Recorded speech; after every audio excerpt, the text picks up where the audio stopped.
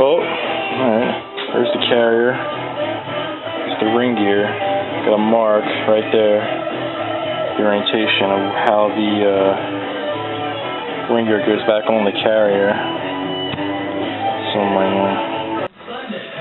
what I'm doing is removing the carrier bearings for the Dana 30 axle on the Jeep Grand Cherokee. And I don't have a shop press, but I have a special puller tool, and I kind of came up with a rudimentary method here where I take my cutoff wheel, and this is the bearing cage for the other side, and I just make a nice little cut, pry it open, remove it, and it leaves you a nice ridge right there. And I can get my special bearing removal tool on there, and use an impact socket, an old bolt, and the tool. I'm able to yank this puppy off. You can see I tried to use a cutoff wheel, but I really just did not like the way this was going.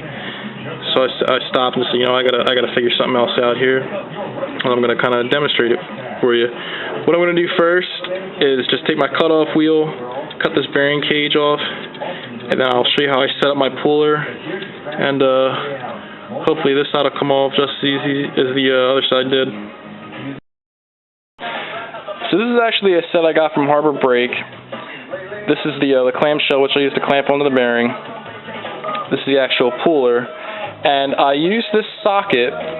This is an impact socket because you'll notice that this fits perfectly right on the inside of the carrier, allowing this outer race here to slide right off. Now, I don't want to damage the socket because the puller is pointed, so I just took one of the old differential ring gear bolts, because I got new bolts with the new installation kit.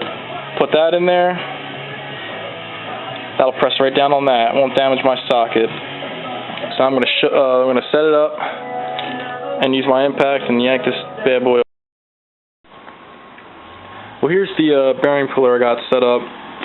The clamshell, I use an impact to tighten these things down. As for these puller arms and these nuts, these are just hand tight. The threaded puller shaft, put a little bit of brake grease on that. And the anvil, actually, I put an old ring gear bolt in this is an impact socket, 27mm, and it's actually pushing right down on the carrier itself, and it'll allow the inner race of the bearing to pull right over that. So I'm gonna get the impact on there, give it a try.